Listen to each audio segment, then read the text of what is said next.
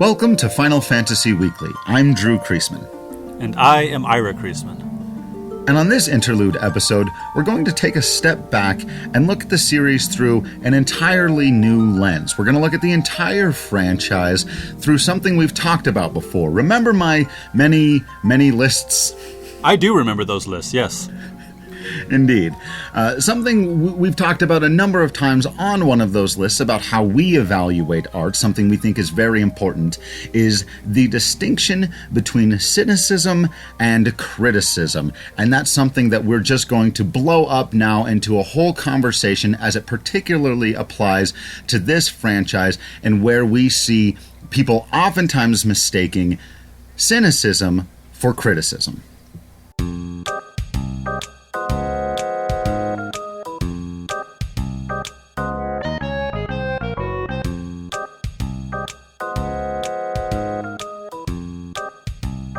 So we're going to split this conversation into two broader sections because the second one is something where we think there's enough of a conversation to have one in and of itself. The first, we're just going to talk about several examples throughout the series where we feel like people are applying a bit too much cynicism rather than a critical, analytical lens. We'll also talk about a few other pop culture examples that come to mind as we get through that. In the second part of our conversation, we're going to talk about the idea of expanded universes, spin-offs, re-releases, remakes, that entire conversation in and of itself. In fact, we may have to end up splitting this thing into two different episodes. We'll see how brief either one of us can keep ourselves because there's a lot to talk about here. We have a tendency to ramble on. Or make a lot of really good points, depending on how you look at it. As any good former almost debate champion and former debate coach would do, we have to begin by defining our terms. There are a few different definitions of cynicism. Straight out of Black's Dictionary is just an inclination to believe that people are motivated purely by self-interest, or skepticism as a broader general term. Also an inclination to question whether something will happen or whether it is worthwhile, or pessimism. It also comes from the school of ancient Greek philosophers known as the Cynics. I oftentimes refer to cynicism as contempt prior to investigation, which comes from somewhere before Aaron Sorkin, but that's where I got it. Contempt prior to investigation.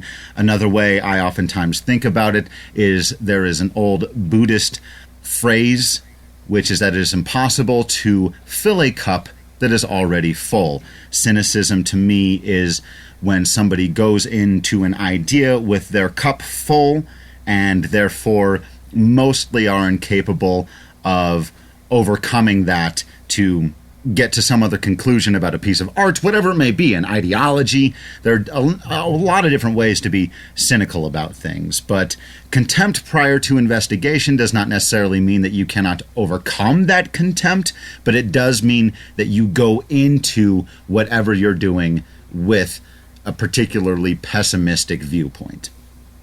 So are you saying it would be your advice to empty your cup before going to see Star Wars The Last Jedi?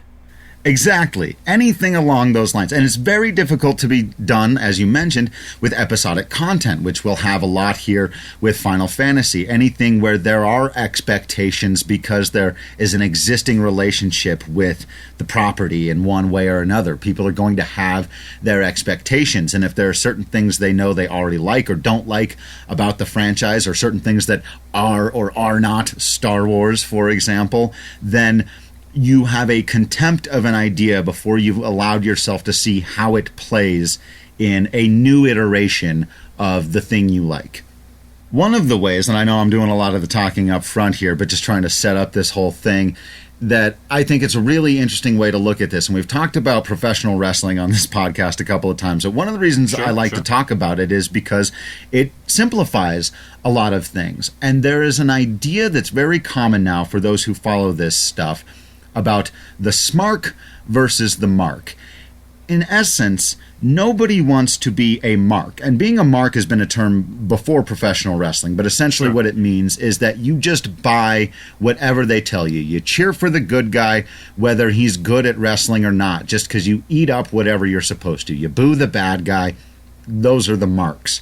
The smarks, or smart marks, are the people who are aware of what's going on behind the scenes, who maybe know that this guy should be getting a push and that guy should be getting a push and they're not, and so they won't just boo you or cheer you because they're supposed to.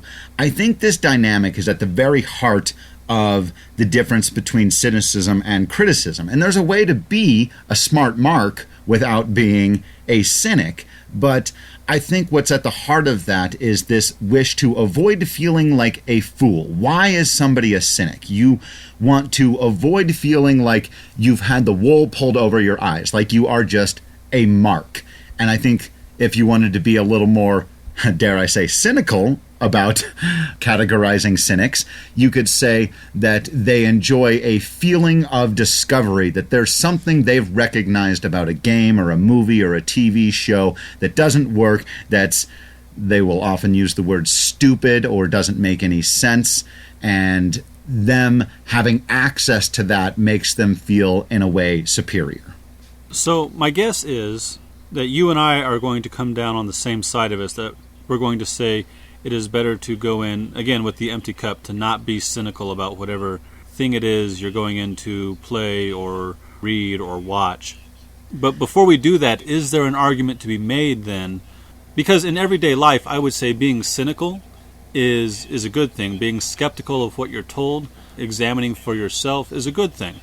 Is there a way to see cynicism when it comes to trying to understand a piece of art like Final Fantasy as a good thing?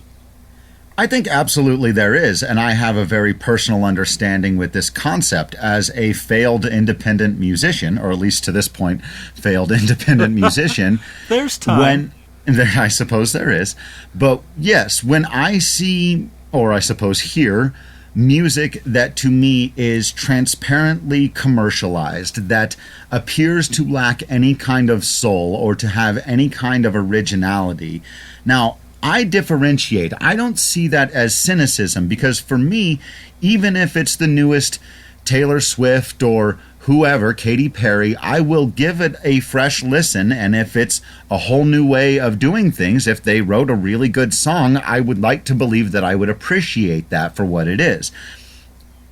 I think cynicism is about setting boundaries before you get there and just saying, you can't cross this boundary, I don't care how you do it, you just can't do it. So maybe that's not actually an accurate definition. Maybe that's just me in my head trying to create a clearer definition between those two things. But I do think there is a way in which cynicism oftentimes leads to a shield against nonsense art, where you are less likely to be a mark for something with no heart and no soul, and as we'll talk about in the second half of our conversation, something that might be a transparent cash grab, something that is playing on your nostalgia in order to get the money out of your wallet. And so being aware of those possibilities, I do think, has a great deal of merit. That being said, it's a fine line between being aware that that's possible and stating with absolute certainty this is going on, and then reaching a conclusion that a piece of art has no value or has no merit because it was produced with sinister or selfish intentions. And it's easy to become reductive about whatever thing it is you like or don't like, whatever story it might be. For example, it's easy to say that Of Mice and Men is all about, or rather is only about, a couple guys who go to work on a ranch and it doesn't work out. Like, that's a bare bones, poorly written book report. And usually what we're trying to do when we watch a movie or play a game or read a book that we really enjoy is we're trying to understand it on a deeper level. There's a lot to understand about Of Mice and Men. There's a lot to understand about Final Fantasy. There's a lot to understand about Star Wars. And it's easy to say, well, all Indiana Jones and the Last Crusade is Dr. Jones getting involved in a thing that doesn't matter because, or where his part in it doesn't matter because if he hadn't been there, the Nazis would have opened the Ark and melted anyway. But that's not really the point. There's a deeper thematic understanding. There's a deeper character arc. The plot, and I am all for plot being held as important. Plot is chess king, we've said many times on this podcast now. But it is only the chess king because it's not necessarily the most powerful piece on the board. So it is easy to try to reduce a movie or a book or a game series to something very simple and therefore think you understand it when you're cutting out a lot of what makes it deep. You're cutting out a lot of the layers. Right. One of the things I haven't mentioned about that whole plot situation is that it's often been said there are only 7 of them. Or depending on, sure. You've even said there are some theories there are only 2. Sure. So I didn't come up with this. A creative writing teacher in college gave me this one. It's one of my favorites, though. There are 2 plots. A person comes to town, and then either he or she leaves town, that's the first plot, or stays in town, and that's the second plot. And I think that that's great and not necessarily. What that shows us is that stories really don't have to be ruled by what happens within them, that they're about the people or the places, sure. Usually Yeah. the people and the ideas. So yeah, and what that shows us is that saying that something's plot is just like this other plot, and so it's a total ripoff and it's not original, or boiling it down to its basics is always going to be possible. In fact, it's not just with plots.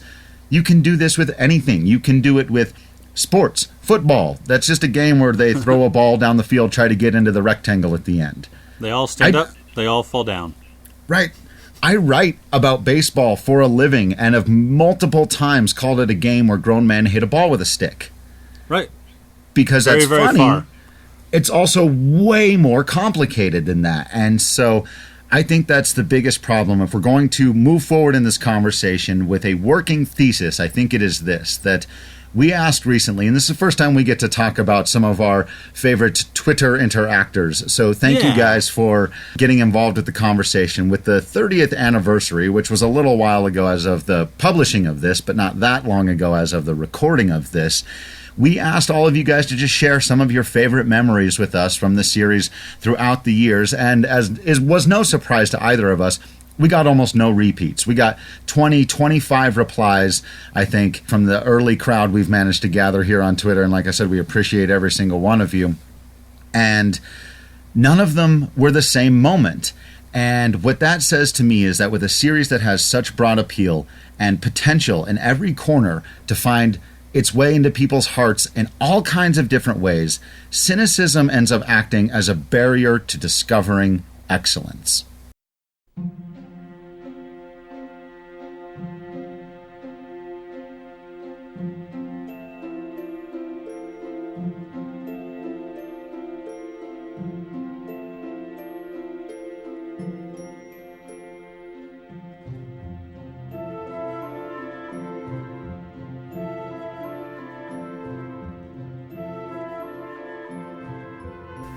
So before we get into really minute specific examples, because we both have a few that I think just bother us, that are pet peeves throughout the series that people seem to get wrong or just miss because they're being cynical about it, let's talk about something that impacts the series overall. It's something I've been seeing a lot lately. It's followed it to the aftermath of Final Fantasy 15.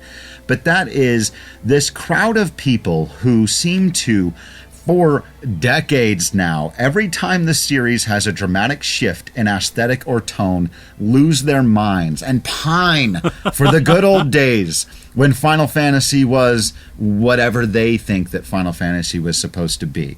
By my count, this has happened at the release of Final Fantasy IV because of Weird Moon stuff. Final Fantasy VI because steampunk is not direct fantasy. Final Fantasy VII was the first time this was a huge deal. Like I read somebody saying the other day about Final Fantasy 15, well, I wish they'd go back to focusing on story and characters instead of big production values and marketing. I was like, when was the last time I heard that? Oh yeah, it was exactly 20 years ago at the release of Final Fantasy VII. It happened again. Yeah, it happened again with Final Fantasy X, with the introductions of voice acting and the change to the way environments worked. It happened, of course, with Final Fantasy XI and the move to online play. Right. Final I Fantasy. was part of that crowd too. I was part of the I don't want to play online. Yeah, that's one where we get to criticize ourselves for our own cynicism about not playing Final Fantasy 11. 12 had the issue of giving a numbered entry to something that kind of is part of the spin-off universe. Right. 13 had all kinds of shifts in aesthetic tone, and it's one of the, again, it's one that I do get in on the cynicism about that one a little bit. I have a hard time placing my finger on exactly why I don't feel like it has the heart that some of the others do, and maybe I was cynical about that, so we'll get into that. And of course 15 people have, that's a whole conversation in and to itself, but it is interesting to me that this is not new for the franchise, that every time there's this shift, there's a crowd of people that say this is not Final Fantasy. Right. And it's also worth noting that just because you are critical of the thing doesn't necessarily mean that you're going into it cynically. You can analyze a book, a movie, a game, and have negative things to say about it that don't necessarily mean that you're doing it without... What was your phrase? Contempt prior to investigation. Right. So after investigating, if you still have contempt for a thing, that is legitimate. And as we've said in our list of things, being open to debate. So if you investigate, you still have contempt, and then someone else comes along and says, actually, look at it from this point of view, and I think you'll like it better, be okay with, hey, yeah, I do like it better now. Right. And I think one of the things that I've seen oftentimes is I've become very fond of the phrase yada yada-ing as a verb, to yada yada something. What does that mean? Well, that is essentially to skip over something. This is a classic trademark of cynics, which is to, like I heard somebody recently, and I hope he's listening if he is, Nathan, hello, but who did this entire well thought out critique of certain elements of Final Fantasy 15, but he focused so much on things he didn't like and decided that the combat system, that Final Fantasy at its core is about team-based combat. And as he described it, I realized I had never really thought of it that way, and you know what, he's right. It's been a core element to pretty much every game up until 15, which in its original release, it was not. But what he did in that conversation was yada yada. He said, well, there are crystals and Moogles and summons and chocobos and stuff, but Final Fantasy is really about this.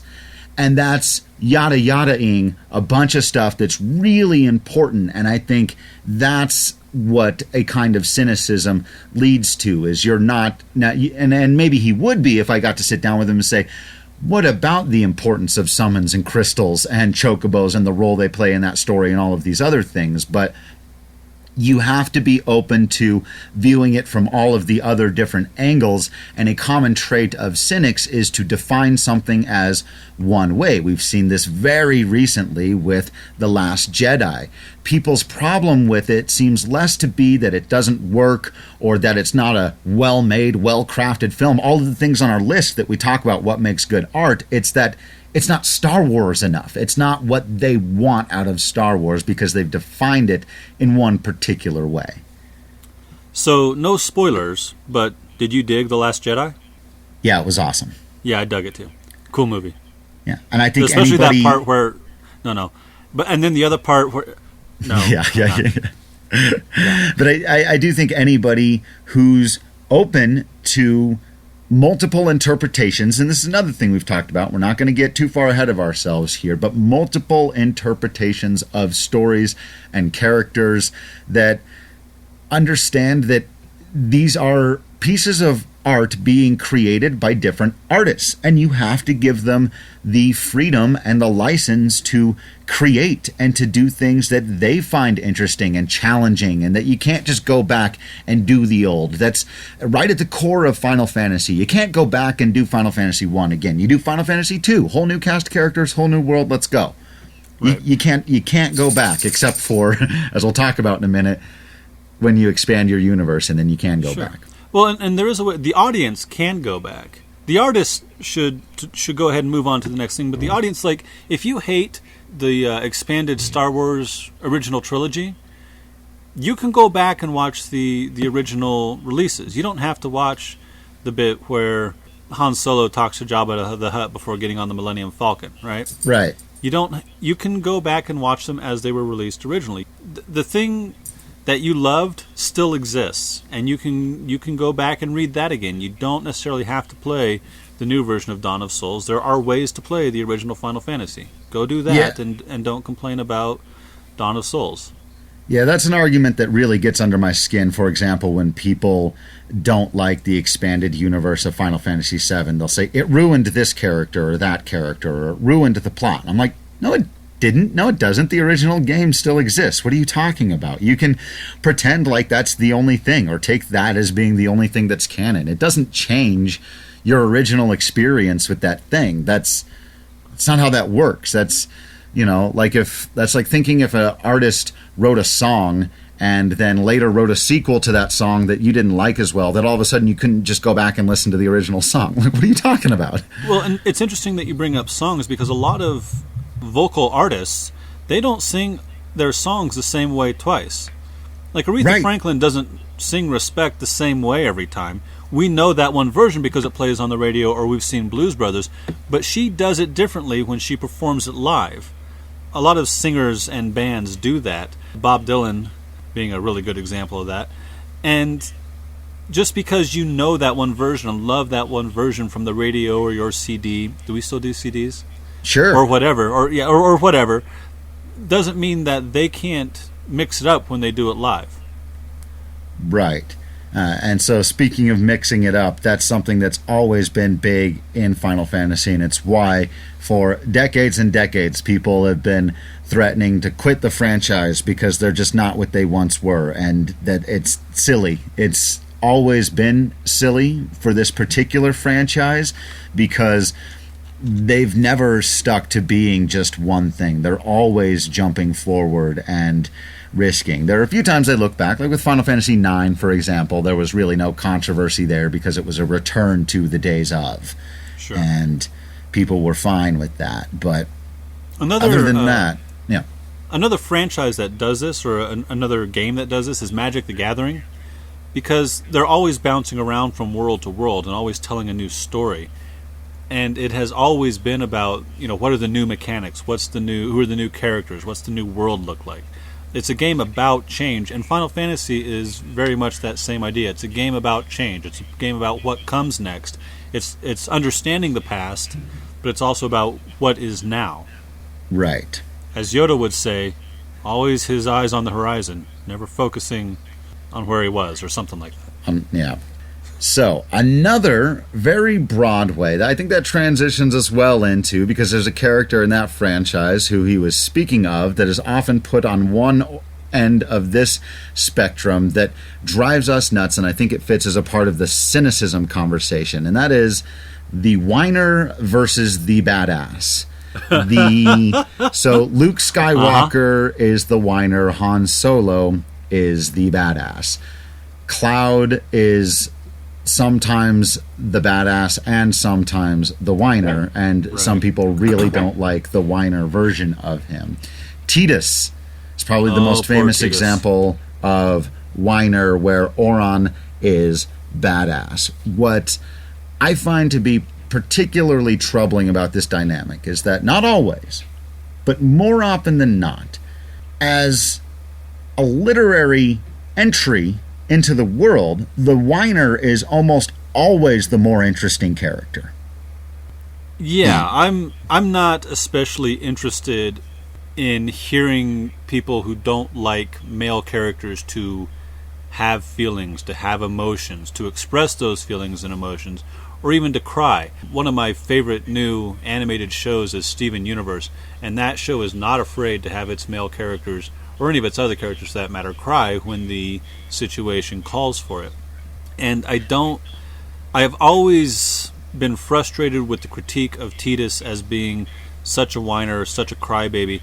This guy's gone through a lot, and he is unafraid of his emotions, and I always thought that was extraordinarily strong of him. And I think when people critique him for being a pussy, what they're really saying is, he's too feminine, and I am afraid of being feminine, therefore I don't like him. And I think that's a misguided, potentially sexist way to try to understand the story.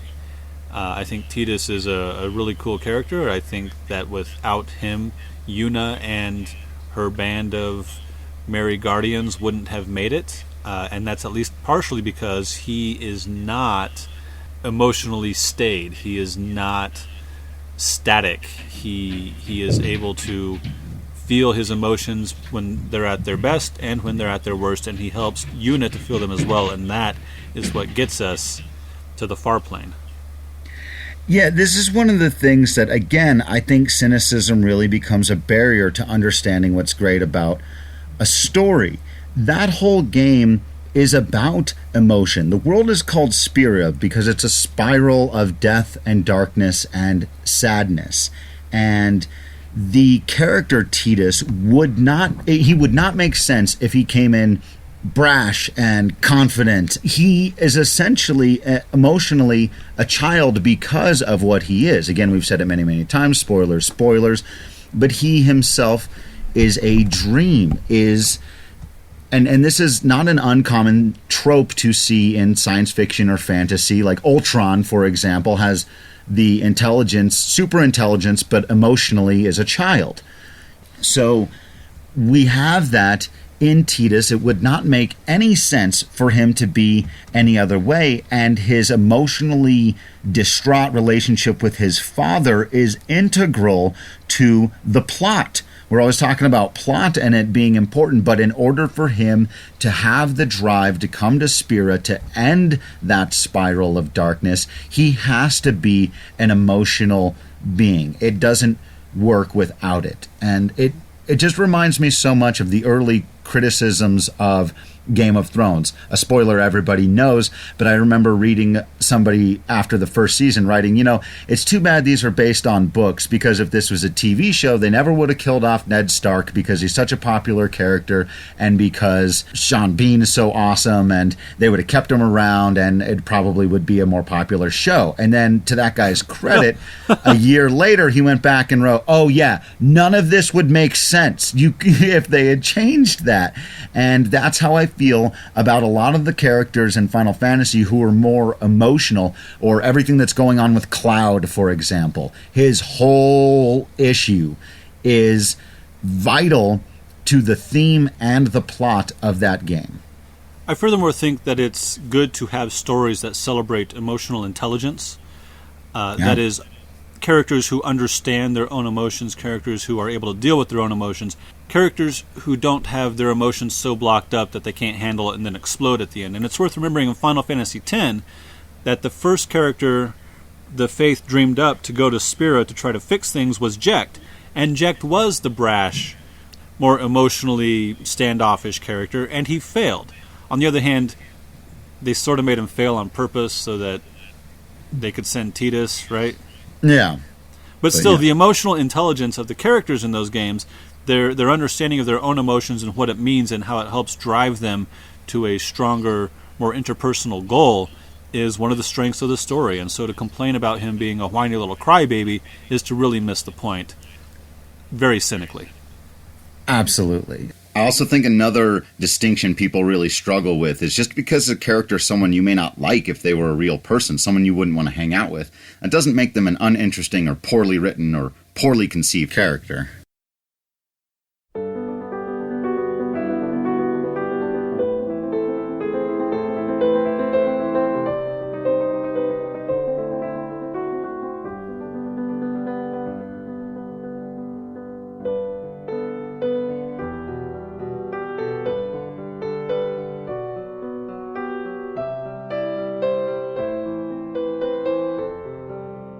So those broader themes out of the way, let's get into a couple of minute ones, a couple of details. We're not going to be able to cover every single one because as we've talked about a lot, there's just so much to these games.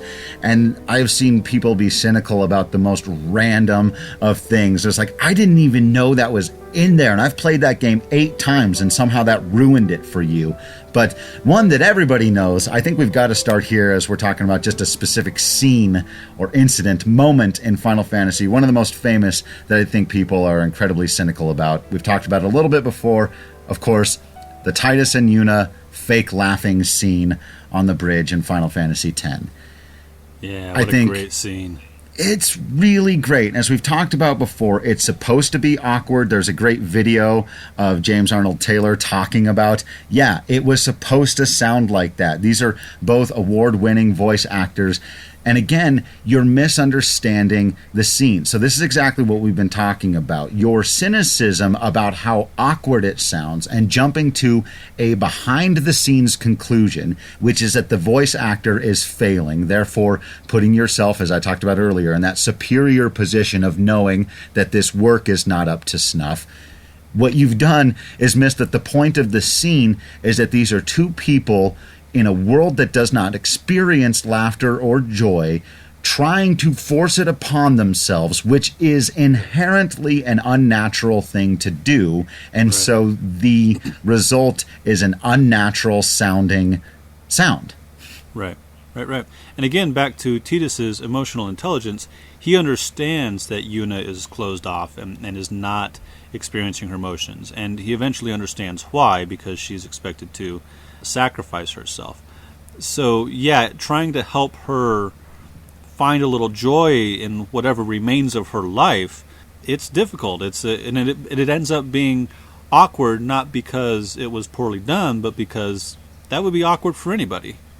Right. I think another one for me, moving to another game that's talked about very cynically, is the love story between Squall and Rinoa. And there are a lot of people that are very negative about that one. I know there are a lot of people that are positive about it as well. But I think much of that stems from two different places that for me are what make it work, which is so interesting. One is that Rinoa starts the game with a different love interest and seems to just kind of randomly come over to Squall's side. It happens very quickly after they realize that Cypher maybe isn't such a good guy, beyond just being a jerk. Well. And the other thing is that Squall is never really that nice to her outwardly. He's such an introvert, and they really don't have a whole lot of chemistry up until the moment he has to save her in space, and then it's like, oh, and now they're in love.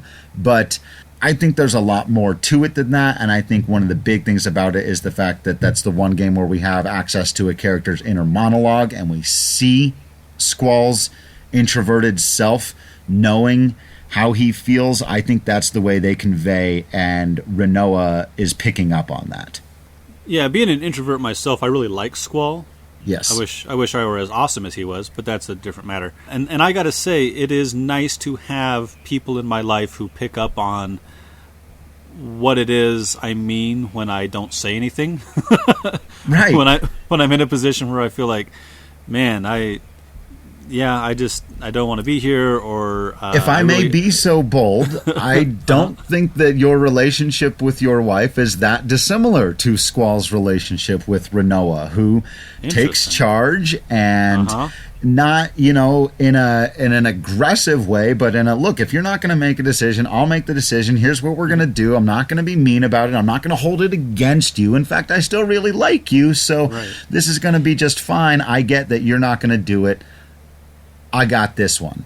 Right. It's sort of a supporting thing. Like, I know you don't want to make this decision. I'm going to ask you anyway just to be sure. But when you say what I know what you're going to say, which is, I don't care, I'll handle it. And that is, I think it's a strength of Rinoa's, that she's able to see that in him and sort of help. That's like one of her big contributions to the team is getting things done by understanding what needs to be done, because some of them just won't say so, especially Squall. And of course that plays out in epic symbolic form in the conclusion of that game, where she literally has to pull him out of the abyss. I'm sorry, did you say conclusion, or did you mean introduction? Yeah, right, yeah. Yes, correct.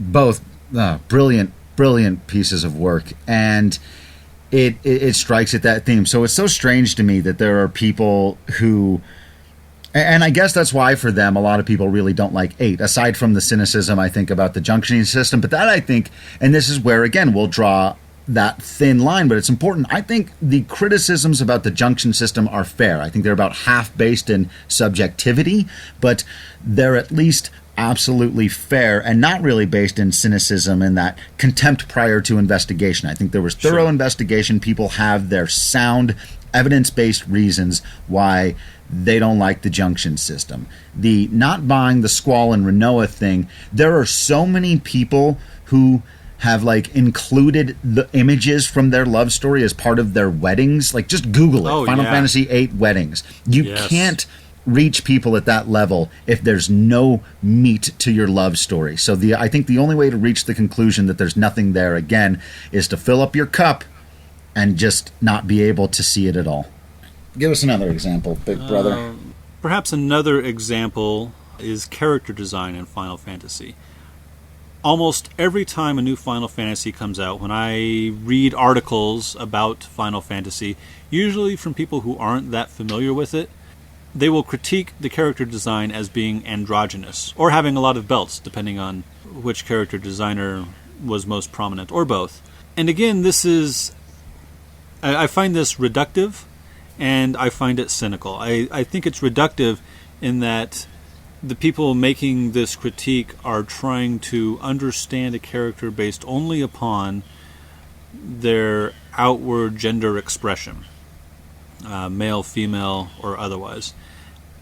And I think that's extraordinarily irritating when characters can be interesting based upon a wide variety of features. And maybe a character is interesting based upon their gender, but usually there's a lot more to it than that. So trying to downplay Final Fantasy or to dismiss Final Fantasy because sometimes characters are portrayed as androgynous, or some of the character designs don't feel like they're especially masculine or feminine, is missing a lot of the point.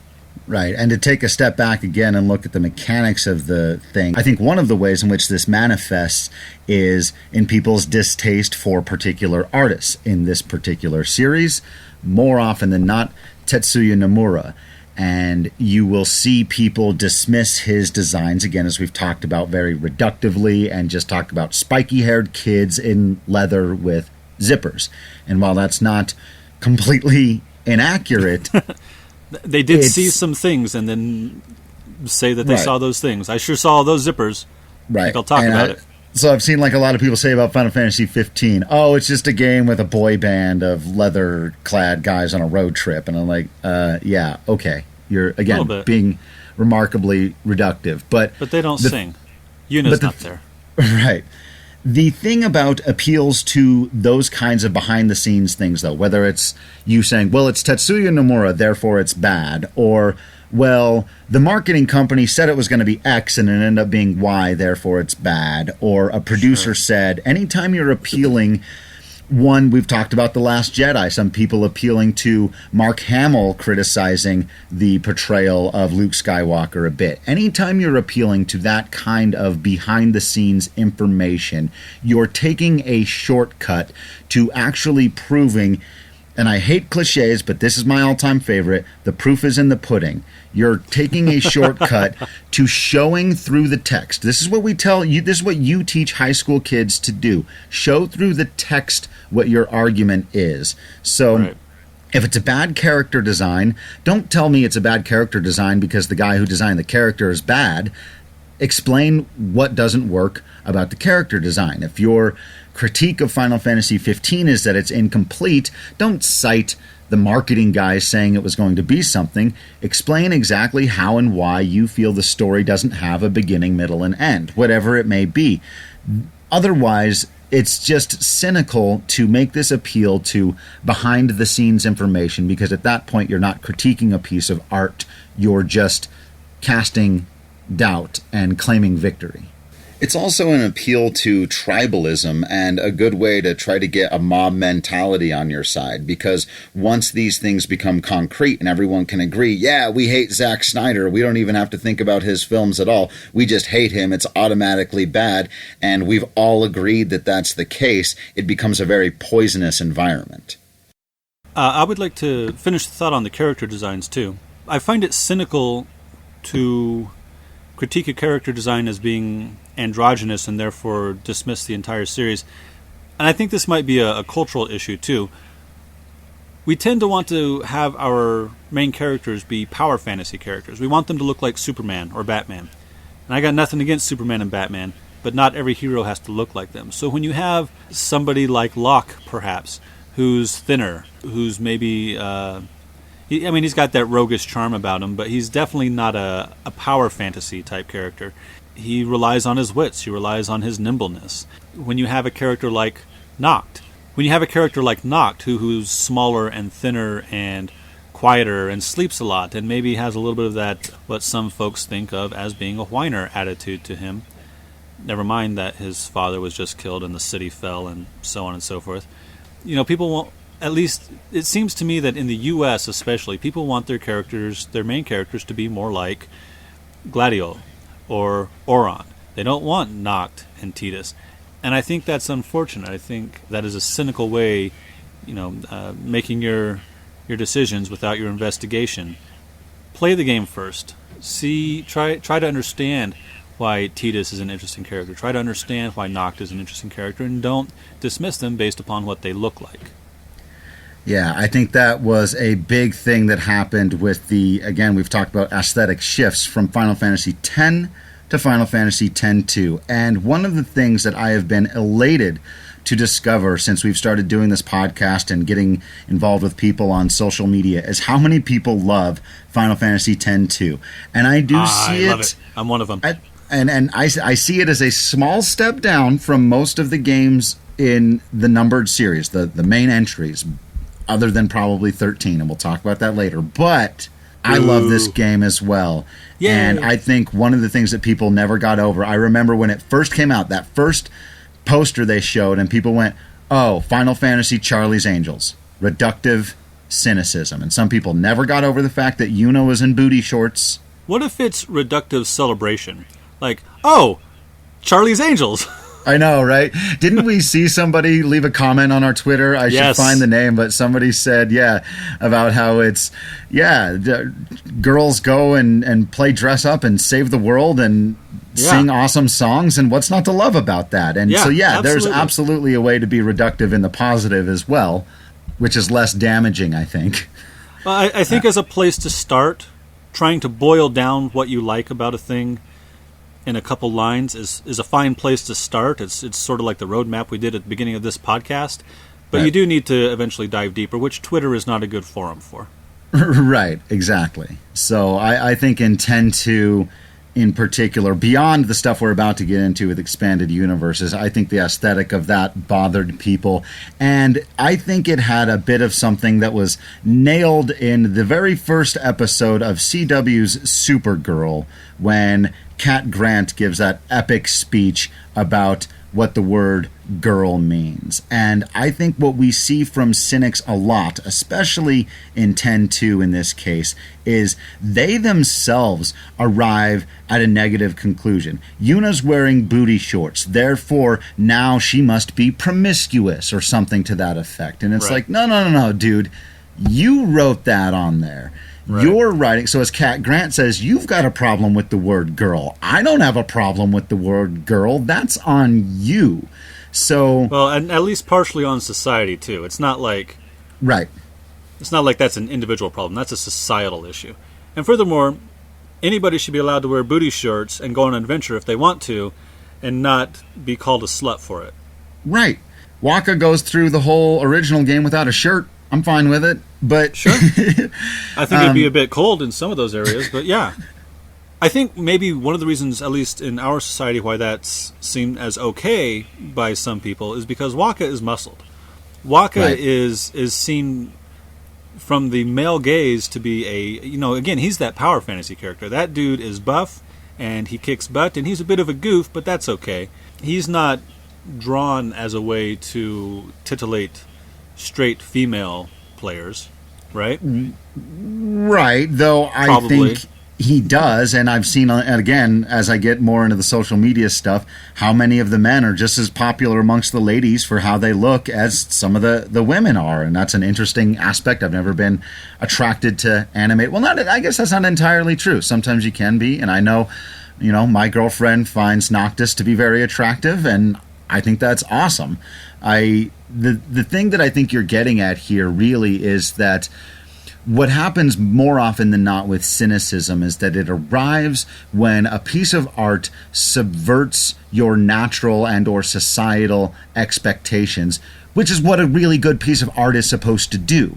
So we have this idea that Yuna's supposed to be a certain way because she's a summoner and because she was so quiet and thoughtful and sad in the first game. And so when our expectation is subverted, that cynicism kicks in and it stops you from recognizing a lot of really cool stuff because you're too busy looking at the thing that you didn't think was going to be the way you wanted it. So let's wrap up the conversation where we began with a couple of definitions. I won't use dictionary.com as the be-all, end-all source for what you should trust on the meaning of words, but they do define cynical as distrusting or disparaging of the motives of others.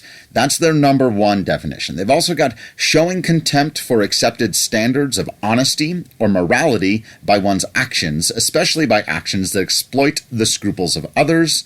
And their third definition is bitterly or sneeringly distrustful, contemptuous, or pessimistic. And I think that's worth going over because I think there are a lot of people who use the word cynic or cynical or cynicism to describe themselves who don't necessarily mean all of that. And while I certainly don't get to dictate how anyone speaks, I would suggest or argue or hope that you would err on the side of even using words like pessimistic or preferably skeptical, because that is just defined by showing doubt, where I think what we've been getting at in this conversation, the very center of it is that first definition there, the distrusting or disparaging of the motives of others and showing contempt for accepted standards of dishonesty. You're going that extra mile where not only do you arrive at the skeptical, doubt-filled, perhaps perfectly reasonable conclusion that something is bad, but you have to go to the next step of distrusting and disparaging the motives of the people who made the thing, showing contempt for anyone who takes the experience earnestly. And that's when I think cynicism becomes not just kind of frustrating or irritating to people like me, but actually damaging, and why sometimes good art goes away. So it's a fine line to walk. We got to be really careful, though. But that will lead us, I think, perfectly into next week's conversation, which is about the expanded universes. And a lot of that really boils down to, for a lot of people, Hironobu Sakaguchi leaving the company and the motives then of the people who came into the company after that, disparaging the motives, which, as we said, is by definition, cynical. That's it for this episode. Thanks for listening. And thank you to everyone who's reached out to us. Feel free to let us know what we missed, got wrong, or should have mentioned. You can find us on Facebook and Twitter at FFWeeklyPod, or you can email us at finalfantasyweekly@gmail.com. Join us next time when we talk nostalgia, cash grabs, and expanding the universe.